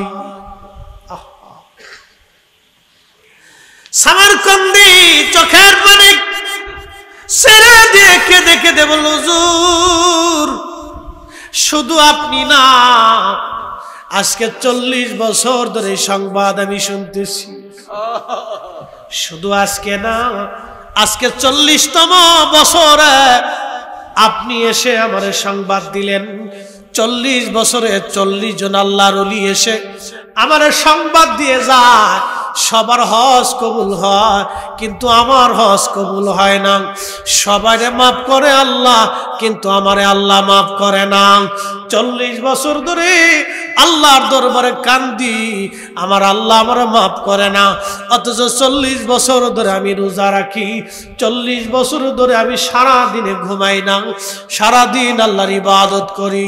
40 বছর ধরে মাকাম ইব্রাহিমে কান্দি, সারা রাত নামাজ পড়ি, জিকির ইবাদতে কাটাই। 40 বছর ধরে আল্লাহ আমারে মাফ করে না। মালিক ইবনে দিনার দিকে বলল, আল্লাহর বান্দারে 40টা বছর ধরে তুমি খোদার কাছে মাপ চাও, কিন্তু মাপ হয় না।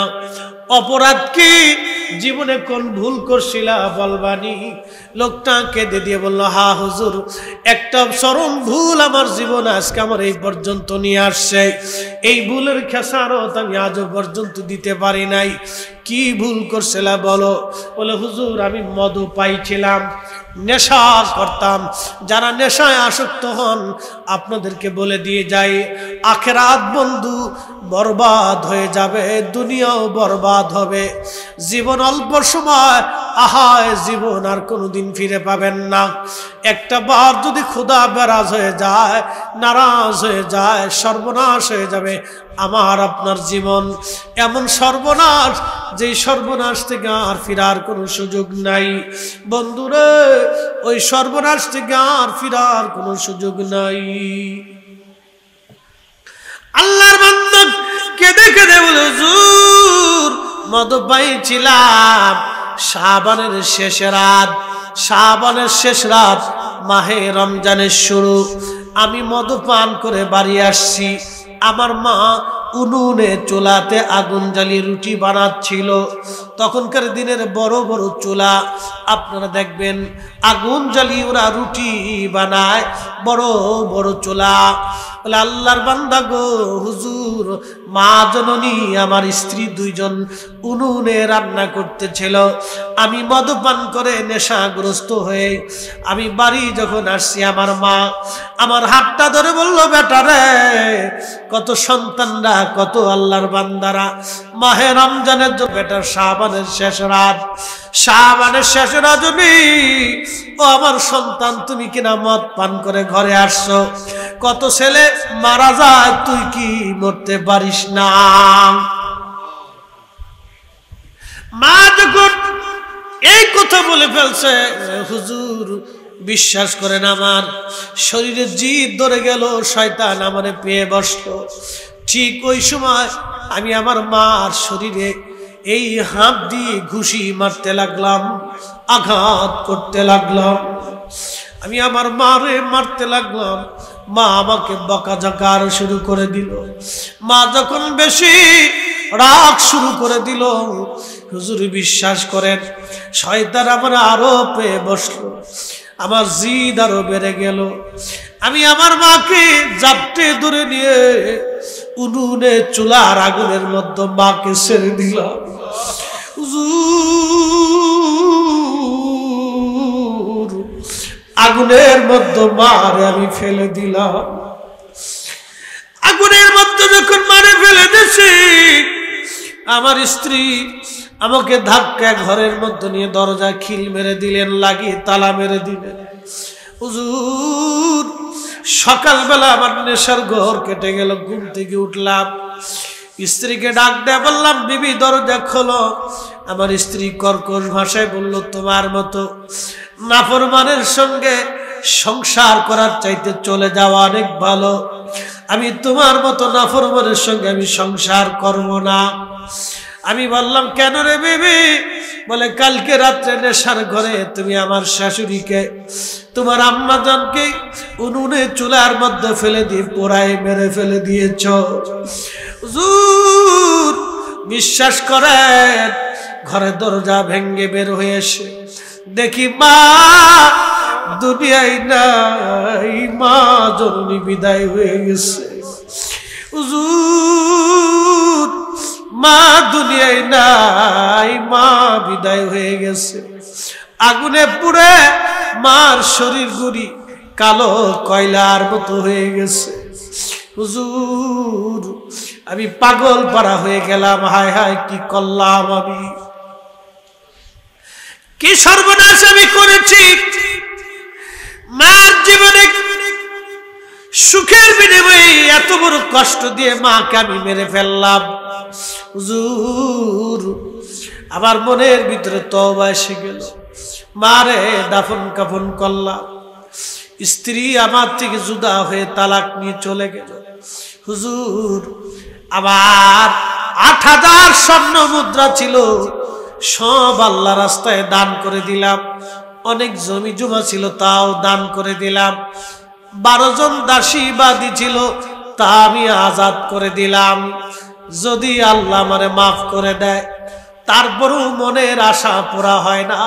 ক্ষমা হয়েছে নি হুজুর, তওবার আশায় যেই হাত দিয়ে মারে মারছিলাম, যেই হাত দিয়ে মাকে ধরে আগুনে ফেলে দিয়েছিলাম, নিজের হাতে কুড়াল দিয়ে কুবাইয়া এই যে আমার ডান হাত খানা কাটা দেখতেছেন, আমি নিজের হাতে ডান হাত কেটে ফেলে দিয়েছি। যদি আল্লাহ মাফ করে দেয়, যদি আল্লাহ মাফ করে দেয়। কিন্তু আজকে 40 বছর ধরে আমার মালিক আমারে মাফ করে না, 40 বছর ধরে আমার ক্ষমা হয় না। ও গো মা তুমি এ ধরনের শ্রেষ্ঠ নিয়ামত, তোমারই পদ তলে রয়েছে জান্নাত, তোমারই পদ তলে রয়েছে জান্নাত। ও গো মা তুমি এ ধরনের শ্রেষ্ঠ নিয়ামত, তোমারই পদ তলে রয়েছে জান্নাত, তোমারই পদ তলে রয়েছে জান্নাত। আমি আমার বোনদেরকে বলি, বোন শ্বশুর শাশুড়ি যদি দুনিয়াতে থাকে, মান নজরে দেখবেন, ভালোবাসবেন, শ্রদ্ধা করবেন, তার কথাগুলি মেনে মেনে চলবেন।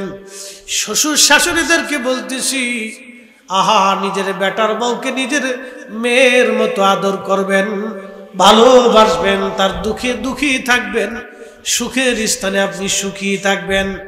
কালকেও পরশুদিন এক ভদ্র মহিলা আমাকে ফোন দিয়ে বলল, হুজুর আমি অনেক বিপদগ্রস্ততার মধ্যে আছি, আমার একটা মাত্র ছেলে, বেটার বউ চাকরি করে সরকারি, আমার 2টা নাতি, লালন পালন করি, রান্না বান্না করি, ঘর দরজা একবারে বসে পরিষ্কার রাখি, তারপরও বেটার বউটা এসে আমার সঙ্গে এমন খারাপ আচরণ করে, আমি মা হয়ে সহ্য করতে পারি না, আমি কি করব? আমি বললাম, মারে কি করবেন, একটা মাত্রই তো সন্তান। বলে ছেলে কি বলে? বলে হুজুর ছেলেটা স্ত্রীকে বোঝানোর চেষ্টা করে, কিন্তু সেও তো নিরুপায়। আমি বললাম, ধৈর্য ধরেন, আল্লাহর কাছে দোয়া করেন, যদি হেদায়েতের মালিক আল্লাহ। এরকম মহিলা অনেক আছে, মেয়েরা চাকরি করলে মনে করে আমি বিরাট বড় লাটসাপ হয়ে গেছি, মেয়েরা চাকরি করলে মনে করে আমি বিরাট বড় কিছু হয়ে গেছি। কিছু চাকরিওয়ালা মহিলা আছে একবারে শয়তানের চাইতে বড় নিকৃষ্ট। কথা কয় খুবই ডেঞ্জারাস, মারাত্মক। কিছু চাকরিওয়ালা বেরিয়েছে শয়তানের চাইতে নিকৃষ্ট, শয়তানের কাছে ফেলে গেছে, ও মানুষের আত্মায় ওর মধ্যে থাকে না। ছি ছি ছি, নিকৃষ্ট মানুষ। শিক্ষিত হইলে, আরে আমার দেশের একটা মেয়ে যখন হায়ার এডুকেটেড পারসন হয়, ইউনিভার্সিটিতে পড়ে, তখন জাতি তার কাছে আশা করে, এই সমাজ তার কাছ থেকে অনেক কিছু আশা করে, একটা ফ্যামিলি তার কাছ থেকে অনেক কিছু আশা করে। শিক্ষিত হওয়ার পরে যখন একটা নারী বর্বর হয়ে যায়, নিকৃষ্ট বেদুইনদের চাইতে নিকৃষ্ট হয়ে যায়, তখন তার শিক্ষার 4 পয়সা দাম নাই। এই জন্য আমার দেশে যত বড় ডিগ্রি হোক, ওই যে পিলাস পাক আর সিলাক্স পাক আর গোল্ডেন পাক, ও ছাতা দিয়ে লাভ নাই। যে নারী গোল্ডেন পাওয়ার পরে তার শ্বশুর শাশুড়ি খেদমত করে না, বাবা মারে শ্রদ্ধা করে না, মুরব্বীর সম্মান করে না, ও গোল্ডেনের 4 পয়সাও দাম নাই। ও সাতার গোল্ডেন দিয়ে হবে কি? হ্যাঁ, আমার দেশের যেই ছেলে গোল্ডেন পাওয়ার পরে বিরাট বড় অফিসার হয়েছে, টেবিলের নিচ দিয়ে ঘুষ নিয়ে আমার দেশের গরিব মানুষের রক্ত চুষে খায়, ও সাতার গোল্ডেন দিয়ে হবে কি? এ জাতির 4 পয়সাও দাম হয় না। কথা বল না। ওর সাথে আমার দেশের রিক্সাওয়ালা, দিন মজুর, কৃষক 1000 গুণের ভালো। এই জন্য কবি লিখেছেন, সব সাধকের বড় সাধক আমার দেশের চাষাও ভাই, আমার দেশের চাষা।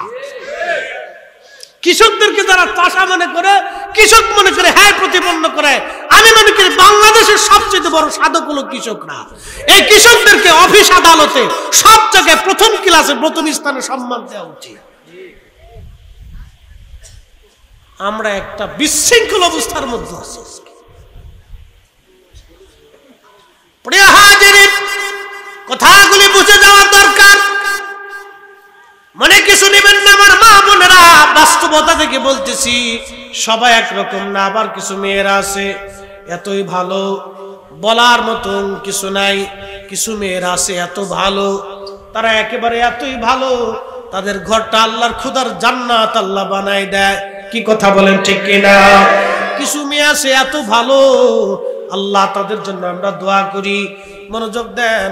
মালিক ইবনে দিনার রাহমাতুল্লাহ আলাইহি কেঁদে ফেললেন, বলতেছে হুজুর আমি আমার ডান হাত কেটে ফেললাম। আমার দিকে তাকান, কোন হাত কেটে ফেললাম? ডান হাত কেটে ফেললাম।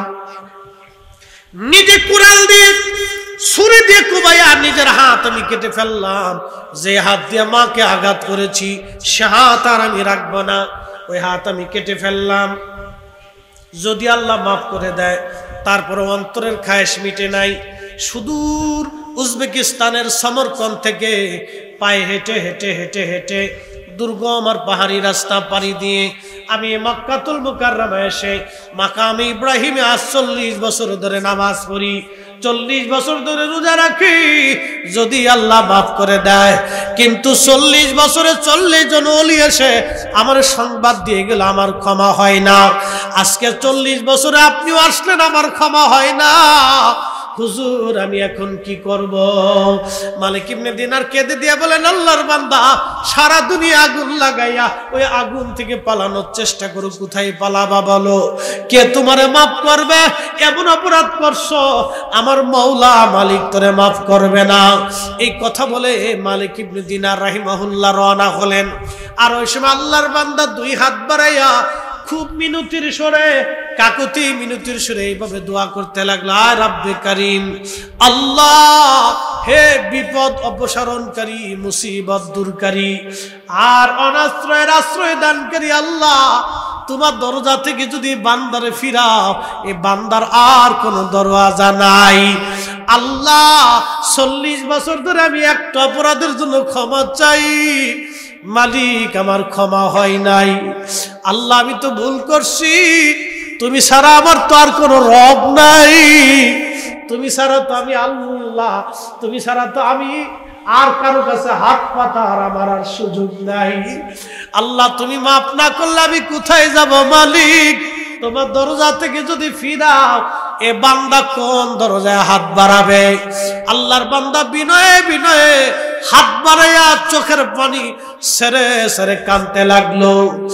মালিক ইবনে দিনার বলেন, রাত্রি বেলা আমি ঘুমাইলাম, স্বপ্নের ঘরে দেখি রহমাতুল লিল আলামিন প্যারা নবীজি আমার ওই মুসাফির খানায় আমার কাছে তশরিফ গ্রহণ করেছে।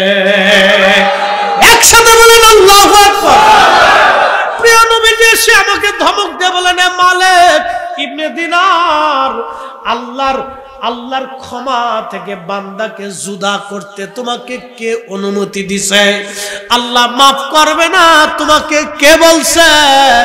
যাও মালিক ইবনে দিনার সমরকন্দিরে যায় বলো, আল্লাহ তার জীবনের গুনাহ মাফ করে দিছে। না না, আরো জোরে বলেন, আরো জোরে, আরো জোরে বলেন। তাহলে কি দোয়া হবে না চলবে? না না, জোরে বলেন, দোয়া কি হবে না চলবে? দোয়া কি হবে না চলবে? দোয়া কি হবে না চলবে? ফাতিহা চলবে না বন্ধ হবে? কুরআন খতম চলবে না বন্ধ হবে? মিলাদ মাহফিল চলবে না বন্ধ হবে? ঘরে ঘরে চলবে, হাত উঁচু করে বলেন ঠিক কিনা? যারা বন্ধ করতে চায় এগুলি সব ইহুদিদের দালাল। কথা কন। পেপসি, কোকা কোলা, কথা কন। পেপসি, পেপসি, কোকা কোলা ইহুদির প্রোডাক্ট। ওটা আমরা মানবো, খাবো, শোবো, বিক্রি, বাস ক্লিয়ার। আর ইহুদি মৌলবী যেটি আছে এটি মানবো, দোয়া কি চলবে? হ্যাঁ না, একসাথে বলুন চলবে, চলবে। কোন সময়ের দোয়া কবুল হবে জানা যাবে? 40 বছরে মাফ হয় না, কিন্তু এই সময় আল্লাহর দরবারে এমন মিনতি দিয়ে আল্লাহর কাছে মাফ চাইছে, আল্লাহর কাছে দয়া লেগে গেছে। আল্লাহু আকবার। এই সময় আল্লাহর কাছে মায়া লেগেছে। ওই যে একটা কথা বলছে, আল্লাহ তুমি ছাড়া আমি আর কোথায় হাত বাড়াবো আল্লাহ। তবে একটা শর্ত আছে। আল্লাহর নবী বলতেছে, মালিক রে তুমি যা কও তোর মাফ করছে, কিন্তু একটা বাকি আছে। বলি ইয়া রাসূলুল্লাহ কি বাকি আছে? বলে যা বলবা কিয়ামতের মাঠে আল্লাহর আদালত বসবে। আল্লাহু আকবার। আল্লাহর ন্যায় বিচারক। ভালো করে শুনে যান। এই যুবকরা, খালি বিড়িটা নিয়ে বেড়াও না, হ্যাঁ বগিচুগি করে বেড়াও। বাবা মা কথা বলে ঝেংটি মারো নাকি? শুনে যাও ভালো করে, কপালে আগুন লেগে যাবে। পৃথিবীর কেউ তোমাকে কিয়ামতের ময়দানে তরাইতে পারবে না। আল্লাহ রাসূল তোমাকে সাথে তো সামনে তো যেতেই পারবে না, তো পর্দা পড়ে যাবে। আখিরাত বরবাদ হবে। এমন মহা সর্বনাশ দুনিয়াতে হবে যে সর্বনাশের কোনো খেসারাত নাই। আল্লাহ রাসূল বলতেছে, মালিক তাকে যা বলবা আল্লাহ তাকে ক্ষমা করছে, কিন্তু কিয়ামতের মাঠে বিচার বসবে, আল্লাহ আদালত বসবে। সেদিন সিংওয়ালা সিংহীন প্রাণীদের বিচার হবে। গরু ছাগল কুত্তা বিলাই বাঘ ভাল্লুক পাখি পক্ষী মাছ যত প্রাণী আছে এগুলো সবার বিচার হবে। উত্তর পাড়ার গরু দক্ষিণ পাড়ার গরুর বিরুদ্ধে মামলা করবে, দক্ষিণ পাড়ার কুত্তা উত্তর পাড়ার কুত্তার বিরুদ্ধে মামলা করবে। আল্লাহ ওই উত্তর পাড়া গেছিলাম, খাবার খাইতো, আমার মারছিল। চেয়ারম্যান বাড়ি আমারে খাওয়ার ইন্তজাম করছিল, আমি খাইতে গেছিলাম, ও আমার ওই দিন কামড়াইছিল। আল্লাহ আমি বিচার চাই। হাসতেছেন, সেদিন আল্লাহ বিচার করবে। একসাথে বলবেন আল্লাহু আকবার। আল্লাহ ইমাম জালালউদ্দিন আসসিয়ুতি মাসালিকুল হুনাফা বিওয়ালিদাল মুস্তাফা এই রিসালার ভিতরে এর বিস্তারিত আলোচনা করছে। আল্লাহু আকবার। কুত্তা কই আল্লাহ আমি বিচার চাই। আল্লাহ বলবো তোর যেমনে কামড়াইছিল তুই এমনি আজকে কামড়াই দে। আল্লাহু আকবার কোন না? বিচার কে?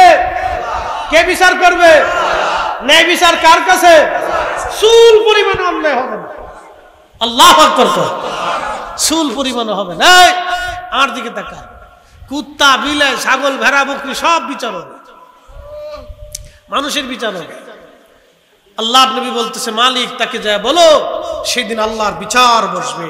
এই বিচারের কাঠগড়ায় আসামি থাকবে মুহাম্মদ ইবনে হারুন সমরকন্দি। কত বছর মাকামে ইব্রাহিমে নামাজ পড়ছে বলেন তো? দিনে রোজা রাখছে কত বছর? জীবনে সব সম্পদ আল্লাহর রাস্তায় দান করে দিছে। তৎকালীন ৭,০০০ স্বর্ণ মুদ্রা, বর্তমানে ৭,০০০ কোটি টাকা। বুঝতে পারছেন? যত জমি জমা ছিল সব দান করে দিছে। 12 জন দাসীবাদী ছিল, তার কামলা দাসীবাদী। দাসীবাদী বুঝছেন? বাড়ির কাজের বেটি ছিল। 12 জন বুয়া ছিল, খালি হের নিজের কাম করে দিত। তাহলে কত পয়সার মালিক ছিল বেটা। সব আল্লাহ রাস্তায় মুক্ত করে দিলেন। সব দিয়ে নিজের হাত কেটে ফেললেন, তারপরে তওবা হয় নাই। এরপরও মা বাবার বিরুদ্ধে, আল্লাহু আকবার, মা বাবার পক্ষে আল্লাহ কত বড় ইনসাফ আল্লাহ দেখেন। মা বাবার সাবধান কথা দিয়ে, শব্দ দিয়ে কোনো মতেই কষ্ট দিবেন না। এই নারী সমাজ ভালো করে শুনে যান, শ্বশুর শাশুড়ির মনে আঘাত দিলে সেটা বাবা মার মনে আঘাত দেওয়া হয়, এটা মনে রাখবেন। বৃদ্ধ মানুষ দুটি কথা আপনাকে বেশি বলতে পারে। একটা মা 40 বছর ধরে সন্তানের পিছনে লালন পালন করে আপনার সংসার সাজাইছে। চেয়ারম্যান সাহেবের মার কি মনের অনেক আশা আছে না? কি কথা কন না কেন?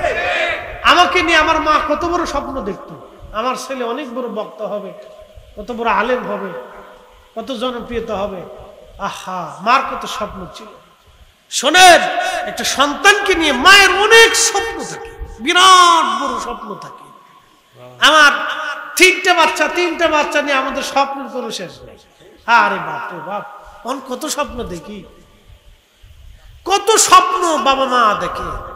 এই স্বপ্নগুলি যখন আশা নিরাশা হয়ে যায়, তখন বাবা মা অনেক বড় ব্যথা পায়। 40 বছরের সাধনার পরে একটা সন্তান, এখান থেকে যদি মায়ের মনে আঘাত আসে, অনেক বড় আঘাত আসে। তা রব্বে করিমের দরজা থেকে এত পরিমাণে আপনার প্রতি অসন্তুষ্টি আসে যে তার বাস্তবতা হচ্ছে, মালিক ইবনে দিনার বলতেছেন, আল্লাহ রসুল স্বপ্নে এসে বলতেছেন, মালিক তাকে যায় বলো কিয়ামতের ময়দানে বিচার বসবে। মালিক ইবনে দিনার বলতেছেন, আল্লাহ হবেন বিচারক, বাদী হবে সমরকন্দির মা, আর মোহাম্মদ ইবনে হারুন সমরকন্দি হবে আসামি। সেই দিন আল্লাহ মায়ের পক্ষে রায় দিবে, সমরকন্দির বিরুদ্ধে আল্লাহ রাব্বুল আলামিন রায় পেশ করবে। দুনিয়ার 3 দিনের সমান 72 ঘন্টা আল্লাহ তাকে জাহান্নামের আগুনে পুরাবে, যদিও আল্লাহ মাফ করছে। একসাথে বলবেন আল্লাহু আকবার। বিচার কার? 3 দিনের সমান জাহান্নামের আগুনে তাকে পুড়তেই হবে। 40 বছর মাকাম ইব্রাহিমে নামাজ পড়ার পরও মাফ হয় না, শাস্তি পেতেই হবে। বাবা মার সাথে নাফরমানির শাস্তি দুনিয়াতে আখিরাতে পেতেই হবে। এটা মনে রেখে এগুলি আপনারা বেশি খুশি চলবে। আপনাদেরকে বলে দিয়েছে, বাবা মার সাথে নাফরমানি দুনিয়ার থেকে পাবেন তো পাবেন, আখিরাতে আপনাকে পেতেই হবে। 40 বছর সমরকন্দির মতো ইবাদত করতে পারবেন না, 40 বছর সমরকন্দির মতো ইবাদত করতে পারবেন না, 40 বছর উনার মতো ইস্তেগফার করতে পারবেন না, 40 বছর উনার মতো ক্ষমা আল্লাহর কাছে চাইতে পারবেন না। এই সুযোগ এখন আর নাই। মাকামে ইব্রাহিমে 40 বছর আপনি থাকতে পারবেন না। বুঝতে পারছেন? এটা অত্যন্ত জটিল এবং কঠিন বিষয়। অতএব এই নাফরমানি আল্লাহ ক্ষমা করবে না। এরপরে শুনুন, তারপরে আল্লাহ রাসূল বলতেছেন, এ মালিক তুমি তাকে যায় বলো 3 দিনের সমান তাকে জাহান্নামের আগুনে পুড়তে হবে। পুরার পরে আল্লাহ দয়া করে তার মায়ের অন্তরে সন্তানের প্রতি মোহাব্বত ঢাইলে দিবে। জোরে কর না, জোরে বলেন। কে দয়া করে দিবে? কার অন্তরে? মার অন্তরে দয়া ঢেলে দেওয়ার পরে মা জান্নাত থেকে বলবে, রব আমার সন্তান তো ও ভুল করে ফেলছে, আমি মা ওরে মাফ করে দিছি, আপনি আমার সন্তানকে জাহান্নাম থেকে নিয়ে আসেন। মার সুপারিশে তারপরে আল্লাহ মাফ করবে। 40 বছরের ইবাদতে হয় না। বুঝতে পারছেন? যারা মা বাবার সাথে নাফরমানি করেন, শুনে যান ভালো করে, আজকে কপালে এমন শনি লাগবে যে শনির কোনো শেষ নাই। এই শনির কোনো শেষ নাই, না দুনিয়াতে না আখিরাতে। ভালো করে শুনে যাবেন। বাবা মা মরে গেলে কবরের পাশে দাঁড়ায় দাঁড়ায় কাঁদবেন আর দোয়া করবেন। বেশি বেশি কোরআনের হাফেজদেরকে ডেকে আনবেন, আলেম উলামা ডেকে আনবেন, মুরব্বি ডেকে এনে বাড়িতে দোয়া করাবেন। ও বেদাত সেদাতের ফতোয়ার গোষ্ঠী কি নাই? এই কথা কর না, বেদাতের ফতোয়ার গোষ্ঠী কি নাই? বেয়াদবগুলি এক একটা ফতোয়া দিয়ে মুসলমানদেরকে নাফরমান বানাচ্ছে।